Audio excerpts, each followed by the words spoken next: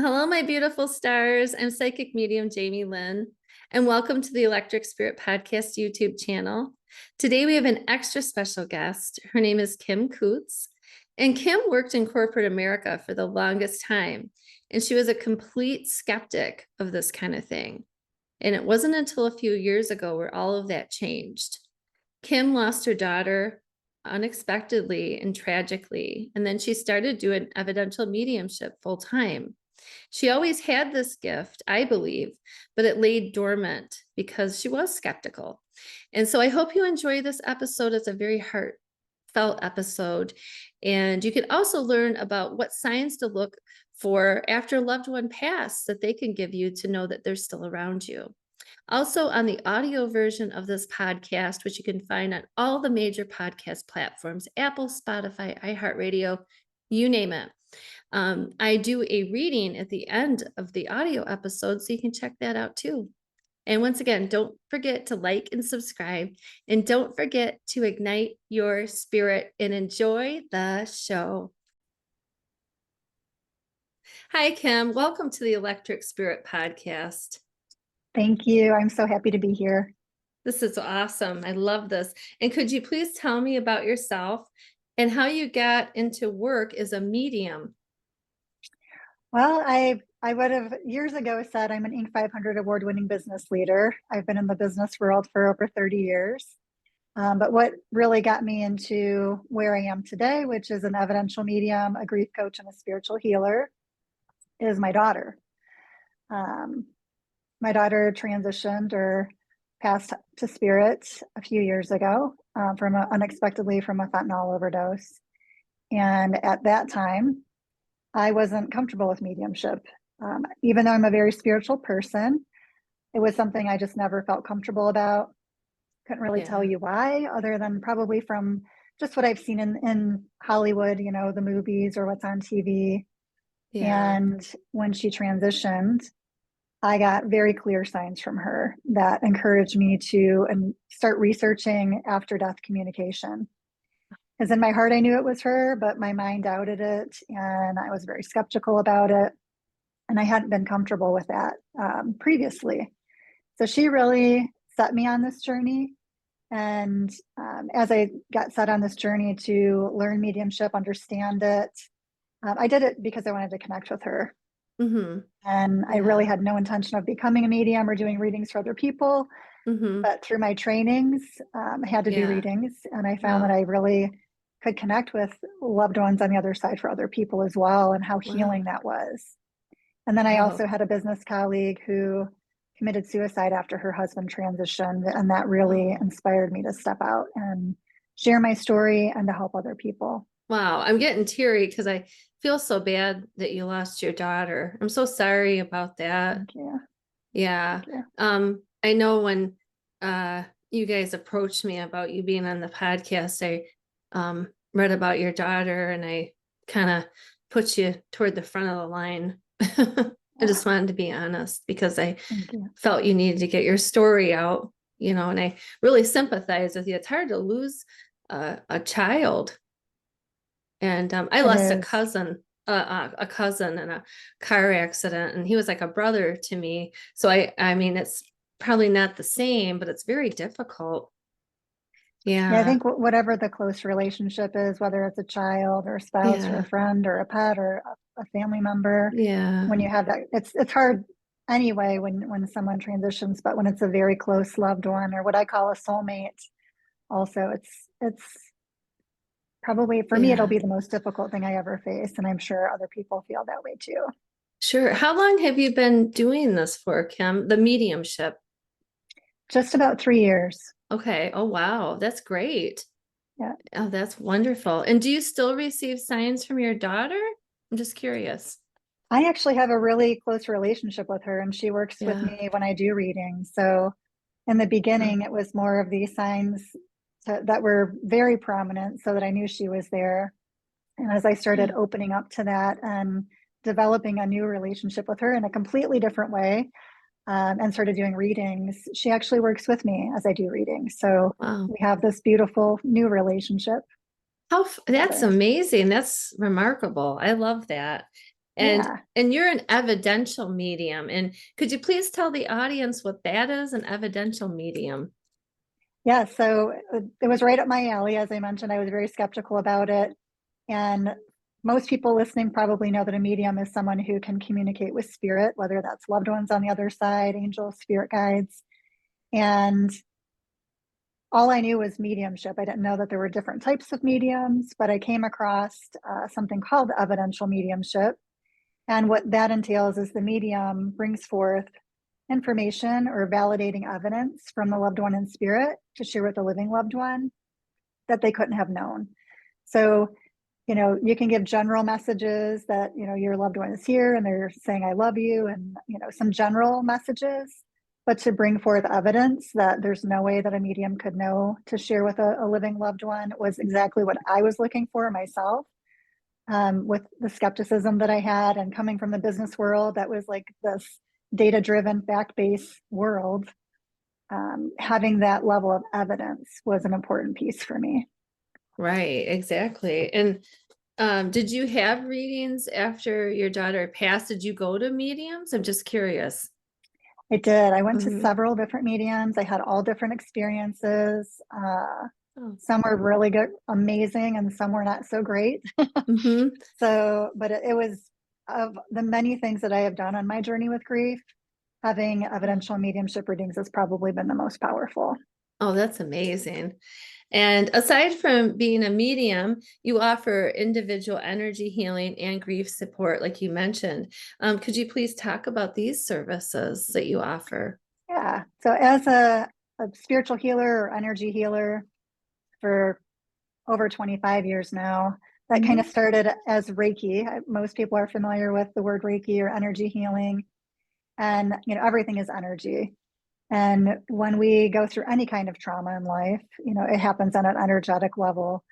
And what I found really helpful for me, I mean, I've been an energy healer for a long time, but on my journey with grief, working with my spiritual healer or energy healer to work on my energy field and help clear the heaviness there, uh, not just clearing it, but seeing what's there, what emotions are there, what thoughts and beliefs are there, and working from an energetic level.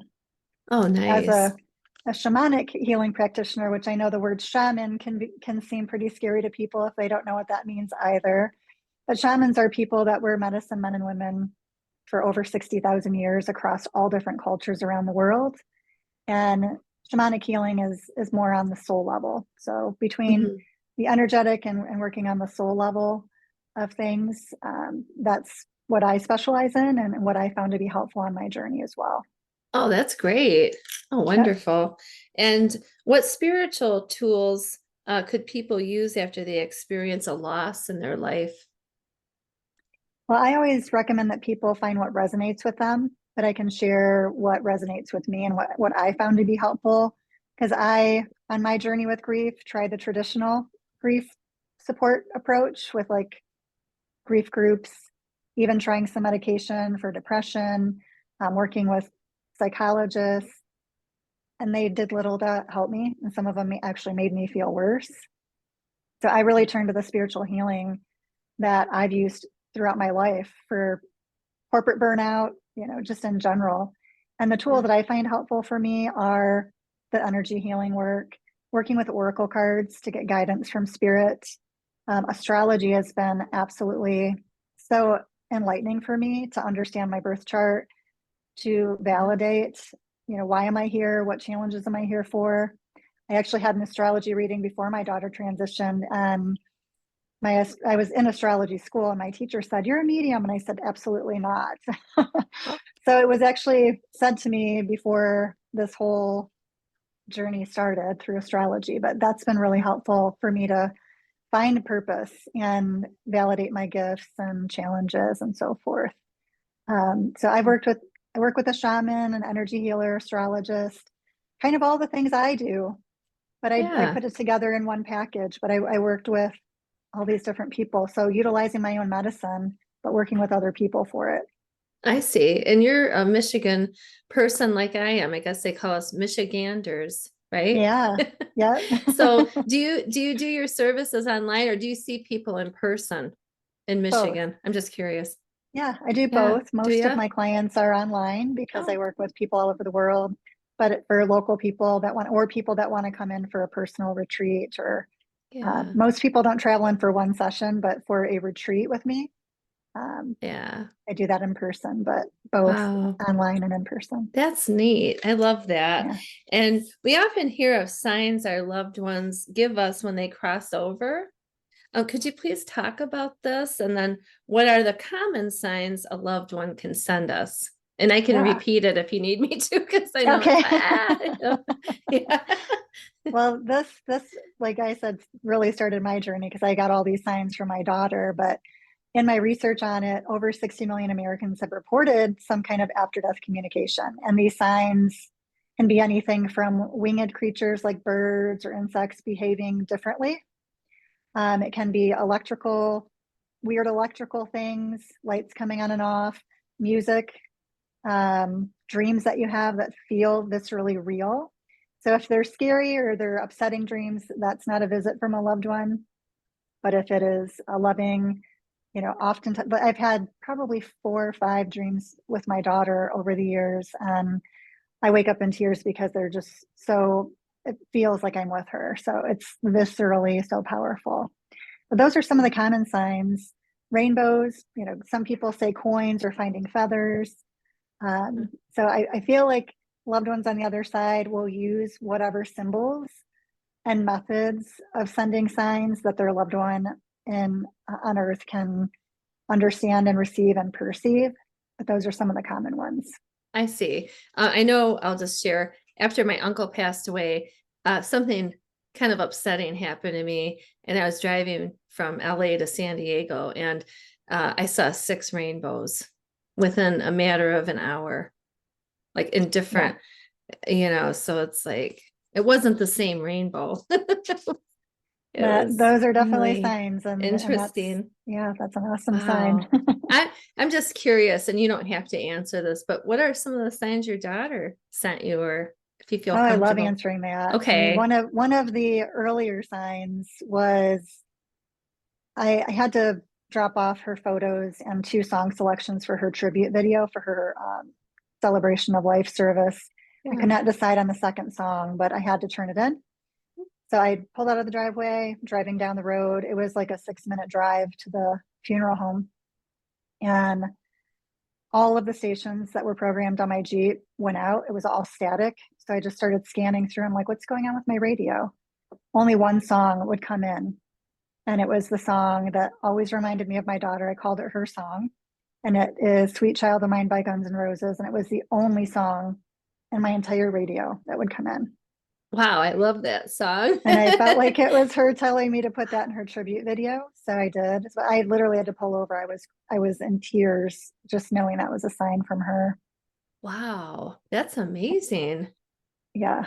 And she, Yeah. through music, I get a lot of signs from her, but also flickering lights, electrical things happening. I got the rainbow. I've had lots of different winged creature adventures and signs. Yeah, me So too. yeah. Like I remember I saw a bird and I thought it was my grandfather. It kind of like dove into my face. I'm like, oh my gosh. And my friend's like, I can't believe that just happened. It's interesting. There was something that happened with me. My cousin that was killed in a car accident, him and his mother, their song was When the Lion Sleeps Tonight. And when I was in my car, this was quite a while ago, when there was you turn the dials on the radio, and all of a sudden the dial turned to When the Lion Sleeps Tonight, just by Wow. itself. So it was, Yeah. yeah, I think you have to It's amazing. pay attention to that, those Yeah. signs. Yeah. Yep. And could you please give advice regarding how people can go on after a loss? Yeah, I could probably spend an hour sharing some of the Wow. things that I've learned, but I'll just share a few tips that I think would be most helpful. Sure. Um, I would say everyone's grief journey is different and unique. And one thing I've learned is society doesn't necessarily know how to support the grieving, but the spirit world does.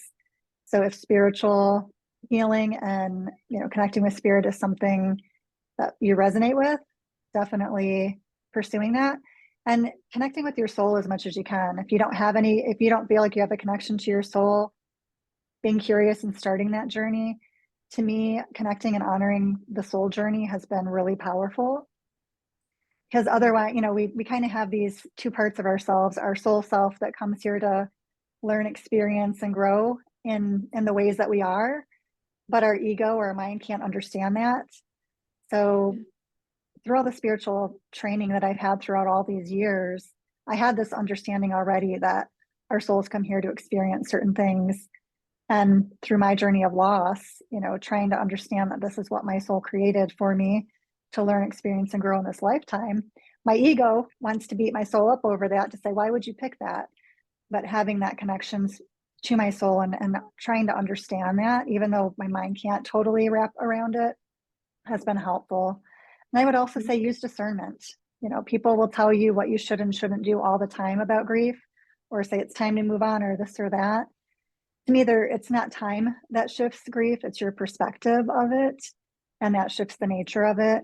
But really use your discernment on what resonates with you, because people say all different kinds of things. So having your own discernment and what resonates with you is important. Sure. And I did hear you say that. I listened to another podcast you were on, and you mentioned that our society, I don't know if it's maybe just in America, or, I mean, because what else do we have it to compare it to, right? Yeah.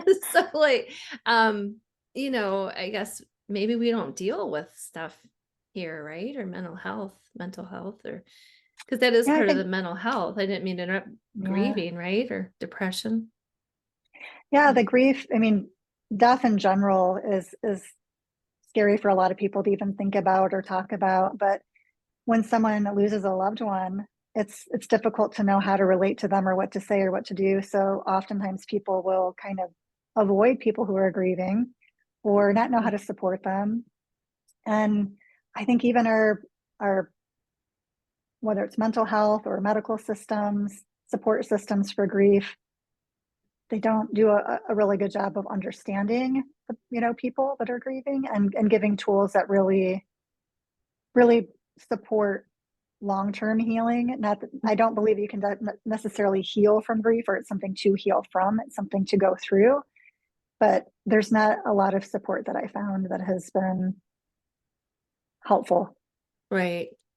Yeah. Yeah, I understand. Even with, I hate to say it, the pandemic, we just all just had to move on. It's like, it was kind of traumatizing, Yeah. even for me. And now we just have to kind of move on. And I actually knew a couple people that died of COVID, and they'd have had to give readings of people who lost somebody from COVID. And it's very difficult, whether you Yeah. believe in it or not. Uh, you know, Yeah. so it's hard. And what advice would you give to people who would like a reading but are skeptical? Well, I would say I understand, because I was in the same boat previously. And it's actually my skepticism that set me on this journey. So I actually think skepticism is good, because if you come from a place of discernment with it and an open mind, but if you are looking to connect with a loved one or be open to the possibility of having a connection, whether it's an ongoing connection or a one-time connection, to know that they're okay and to hear from them, to have an open mind and utilize your skepticism for discernment, because not everybody out there is good at what they do or even in integrity with what they do. So Sure. I would definitely recommend working with a medium that you resonate with, or that is recommended or comes with high reviews, and know that every medium is different.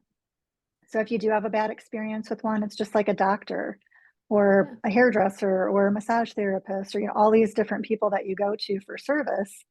They're Yeah. all different. And oftentimes our loved ones will connect us with a medium in some way, shape, or form, whether it's hearing a podcast audio Yeah. or seeing a book or seeing it somewhere. Our Sure. loved ones will often help point us to a medium that they can connect through as well. Right. But Because I would say be yeah. brave. Be Yeah, brave and do it. exactly. No, of course. You almost wonder if, let's say, you have a connection with the medium you find, but let's say your daughter or my uncle didn't like that medium. You wonder if maybe they wouldn't give them messages. I almost Yeah. wonder that if, Well, I yeah, can say with the different mediums that I've seen, and part of that's been through my own training, and part of it's been through my own healing journey.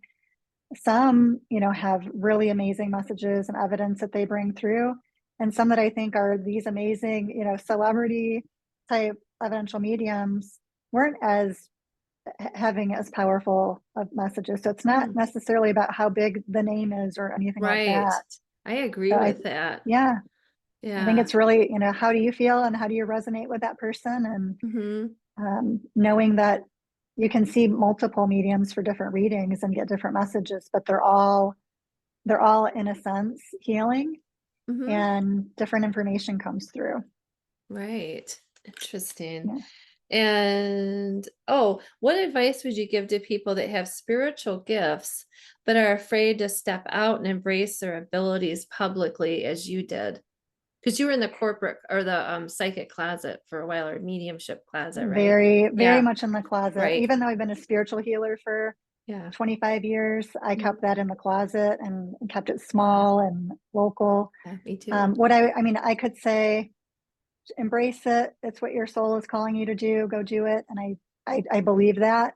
But I think what would be helpful to share that's coming up for me is listen to what your ego is saying, because my ego fought big time on stepping out of the closet, because I'm like, you've developed this business career and you're well respected, and now you're going to do this and people are going to think you're crazy. Da, da, da. So listen to your ego and ask it what it needs to feel comfortable in Okay. stepping out, whether it's tiptoeing out, leaping out, whatever you decide to do. So for me, I needed some proof, and I needed to use good business sense in doing it. So it's honoring both. What I like to say is honoring the soul, but aligning the ego to serve it, and Sure. not trying to get rid of the ego, or saying, I'm not going to believe all of these things my ego are telling me, because your ego is there Yeah. to protect you and keep you safe. So listening to it and working in alignment with your soul to take whatever steps feel right for you to do it. But eventually Yeah. thinking about you never know Mm. how much time you have in this lifetime. That's What do you true. want to do with your Yeah. life? What impact would you like to make, and what would you like to experience? And use that as fuel to have courage and be brave and step out, even if it's a tiptoe. Sorry, there's a loud car going down my street. That's California. Do they do that in Michigan? It There's a lot depends of, on what area you live in. okay, there's a lot of hot rods out here. Like, Oh, street yeah. racing's popular. Jeez, that's interesting. So that's good. So just have confidence in yourself, and then, and I think there's more support nowadays than there was, gosh, when I started doing this in the early 90s, there was nothing. So I think where people are supported more, there's a lot of mentors out there that can Yeah. help people. Yeah, and Yeah. there's a lot of inspiration out there for people who are stepping into their true selves and sharing that in all different Yeah. capacities. Right. And do you just do medium readings, or do you do psychic readings? Because I heard all psychics or all mediums are psychics, right?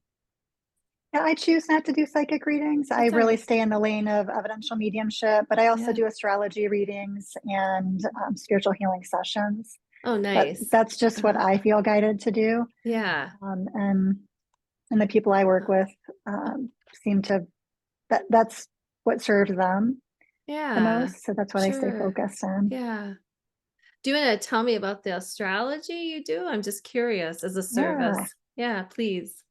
Yeah, I actually heard about this astrology school through some of my male business executive colleagues, Oh, who was seeing this astrologer for their personal life and their business. I'm like, that's really interesting. And she's a psychologist as well as an astrologer, and I love psychology and understanding how the mind works. So, like, this was when before I really stepped into sharing my spiritual gifts openly, and before my daughter transitioned. But I decided to take this certification for astrology so I could learn more about myself and my yeah. purpose. And I felt like there was something more for me to do in the world than just the business stuff that I was doing. I felt Yeah. like something was missing. And the astrology class that I took, I ended up completing all the levels to be a certified professional astrologer because it was so powerful for me to learn more about myself and see how my birth chart corresponded to my gifts and my challenges. And it was so spot on. And all of Mhm. the energies of the planets. And, I used to think of astrology as more of like a horoscope or what's your sign, but there's so much more to it than that. And it really is a tool for like, it's a psychological tool, but it's also spiritual. And it brings all of those pieces together as like a divine blueprint for you. Sure, I agree with that. Yeah. And if I came to you for astrology service, let's just pretend, what would you offer me as far as astrology? Well, what you would need is to know your birth time. And usually it's on your birth certificate, or your parents might know, but your birth time, your birthplace, and your birth date, obviously. That's the information that I would use to run your chart. And then I would do a customized reading before you and I met. So I would analyze it myself and look for key indicators.